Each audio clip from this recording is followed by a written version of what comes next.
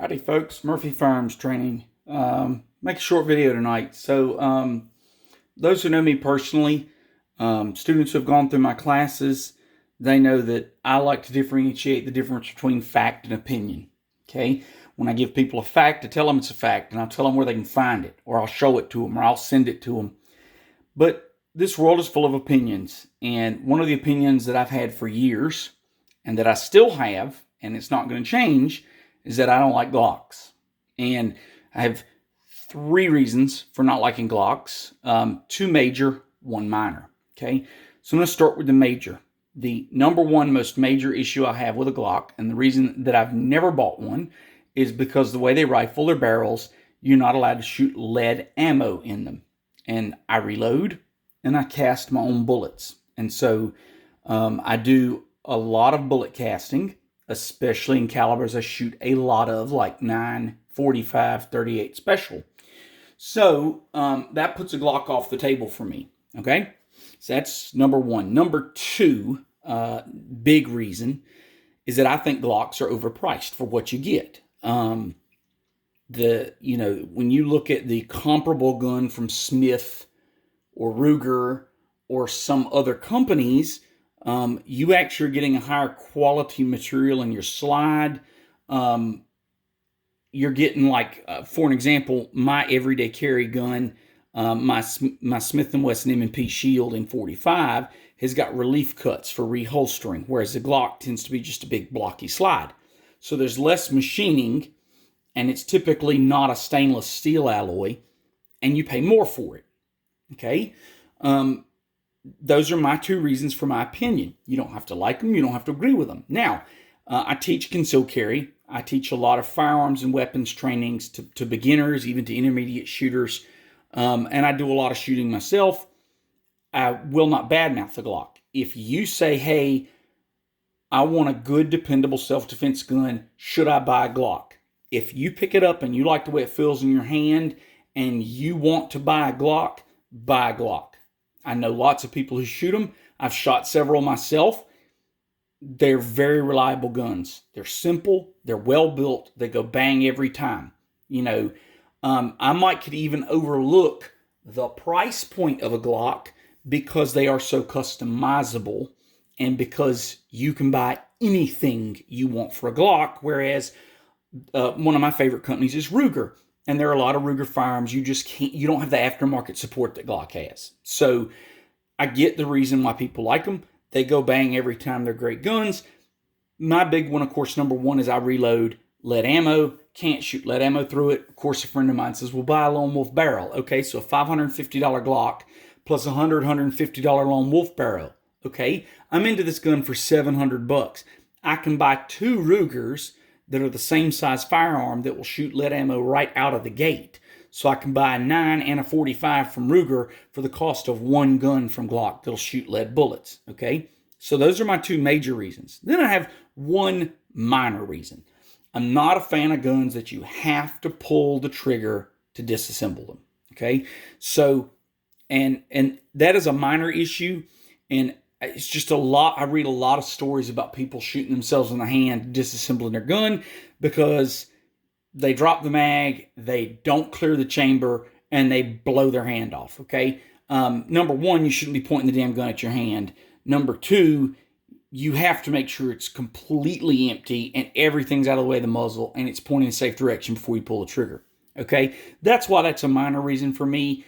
I just find with new shooters, it's one less thing to go wrong with a brand new shooter if they don't have to pull the trigger to take the gun apart. Now, with that said, I ran across a deal. I like compact guns that are easy to hide but still big enough to shoot well. And I actually do a lot of shooting with what Glock would consider subcompact and micro guns. I've shot competition, what to call the bug category, with a 6+1 380 in a pocket holster. So, I mean, I enjoy that. I think it takes a lot of practice to shoot a small gun well. So anyway, I stumbled across this Glock 26, and you can see it as a custom slide. So that's pretty cool. So it's custom slide with cuts. It's a custom color. It's also not got your standard serrations. A pretty cool slide. Didn't really matter to me, but it was a great price. Picked this up for $350. Okay, so Glock 26 Gen 3, $350. So concern number 2 is the cost. Well, buying this used, that concern went away. Now, thankfully, and of course you can see because of my wonderful red follower, right? Empty mag well, empty chamber, right? So we can let this slide forward. And the way I take a Glock apart, so I just grab it, pull it back, right? Just ever so slightly, pull that down, let it forward, and then pull the trigger, and off she comes. Well, I said off she comes. She doesn't want to come off. That would be my luck, wouldn't it? Right? So push it forward, pull the trigger, off she comes. There we go. Okay, so always happens when you're on camera, right, folks? So take it apart, and aside from coming with a custom slide, it comes with an aftermarket barrel, and said aftermarket barrel is, well, I don't know if you're going to be able to see this, but it is in fact button rifled. So that's pretty cool. So this will shoot lead bullets. I got it for $350. So there's my 2 major concerns. My minor concern, you have to pull the trigger to take it apart. You know, I can live with it. So anyway, kind of wanted to share that. So I've not been a Glock owner my entire shooting career, which has been 26, 27 years I've been a pistol shooter. So anyway, now I have a Glock. So Glock 26 Gen 3. Excited to get this out of the range, do a little shooting on camera, let you guys see how it goes. But factory sights, so it's still got the factory plastic sights. That's the other thing. For what you pay for a Glock, the fact that it comes with plastic sights kind of irks me, because I can get a Smith or a Ruger for, $300 to $400, and they come with metal sights. And just, I don't know, to pay $550 for a gun with plastic sights kind of pisses me off. But anyway, just my own opinion. But that's the beauty of the used market, is you can buy things on the used market and get a heck of a deal. Now, the one weird thing, because I bought this off Gunbroker, I did buy it used. It did not come with any factory mags. Now, if you know the Glock 26, it comes with a 10-round magazine. These are Magpul 12-rounders, and they got the thumb rest. That actually interested me more because I can get a full firing grip and still have a very compact gun. So I'm excited about this. I don't know how these Magpul magazines will run. I've put about a box of ammo through it, but I really want to put it through its paces soon, hoping to get to the range and video some shooting with this. And I'll just shoot paper targets, steel targets, timed shooting. Came with 3 mags. I'll do some mag dumps and things like that, and just see how it shoots. But I'm pretty excited to give it a try and see what happens. And I'm actually already thinking of a way to replace these sights. I might try a very, very new, very different kind of sight on this gun. But anyway, so it's kind of cool. And I have an FX9 carbine, which takes Glock 17 mags, and so I have 3 33-round sticks, and they fit this gun. So it's kind of funny to stick the 33 rounder in this little tiny gun, and then it sticks down to here. But anyway, so I may take one of those with me to the range and run it through the Glock 26 and just see how it runs with the big mags. So, but anyway. So I wanted to kind of tell you why I've never gotten into Glocks, and basically what caused me to get into Glocks. And truth be told, if I weren't a concealed carry instructor, I still wouldn't buy a Glock, because I wouldn't have been looking for one and have found this deal when I did. The reason I'm looking for a Glock is I feel like it's my duty as a concealed carry instructor to introduce people to as many guns as possible. So when you go through my beginning pistol class, how to shoot a pistol, we let you try out 16 different handguns on the range. you handle 22 handguns in the classroom. And so we look at a Colt revolver, a Ruger revolver, a Smith & Wesson revolver, how the cylinder latches are different, single action versus double action only. When we get into semi-autos, we've got, of course, our striker fired, we've got our hammer fired, we've got our 1911 style gun that's a single action, we've got our double action, single actions like a Beretta M9, and because Glock is so popular and I don't own one, I kind of feel like I'm doing a disservice. And so that's kind of what led me to this purchase. So anyway, so it's kind of a cool gun, and I hemmed and hawed a long time between a 26 and a 19, and I decided on the 26 because the 19 and the 17, I've already got several full-size 9 and 45s that I really, really like, and I really only have one gun in this double stack compact size.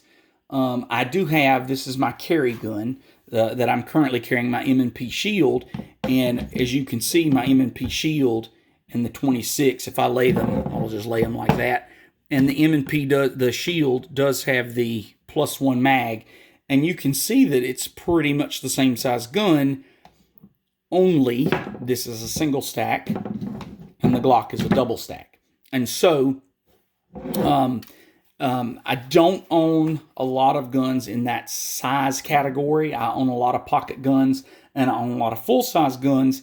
And I do own a few guns in this size, a Ruger LC9S, the Shield in 45, the Smith & Wesson 380 EZ, but I don't own a double stack in this size. And so this was kind of my, hey, it fits a size that I don't have, and it represents a brand that I don't normally get to show folks. So anyway, just wanted to make that video and kind of show you guys what I got, and hopefully we'll get a video of me on the range shooting it, and you guys can see how it does.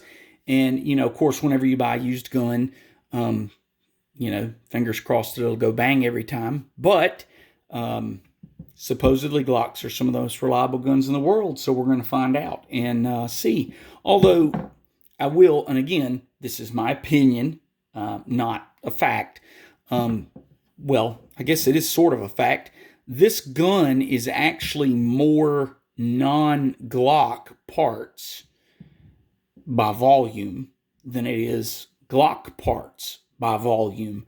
So if it's not reliable, I really can't come back onto YouTube and tell you guys that Glocks aren't reliable, because the slide, the barrel, and the magazine, which make up probably 60, 65, 70% of the volume and mass of this gun, are not Glock parts. A lot of the small parts, right, the slide stop, the slide release, you know, that kind of stuff, the trigger bar, the trigger, the mag release, those are Glock parts. Those are OEM Glock parts, as are the sights.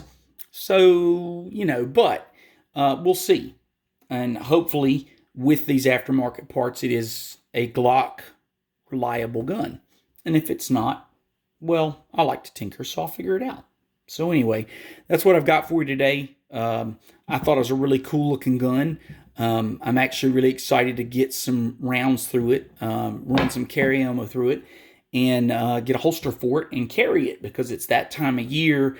We're getting into summer now, where this is the size platform that I carry, and I would much rather have 6 or 7 rounds of 45 than I would have 6 or 7 or 8 rounds of 9mm.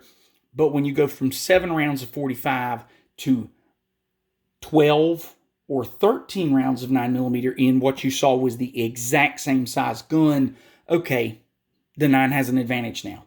You know, 1 or 2 more rounds, I'll take the fatter bullet. You're looking at almost double. Okay, I might take the 9 now. So I'm really excited about this, and hopefully I'll get some footage posted of me doing some shooting on some steel and some paper, and maybe a couple of water jugs or paint cans or something, and just more than anything, I'm looking for, does it hit where I aim, and does it go bang every time? So looking forward to that, and I'll have that up soon, hopefully. And if you have any questions, leave them in the comments. Thanks for watching.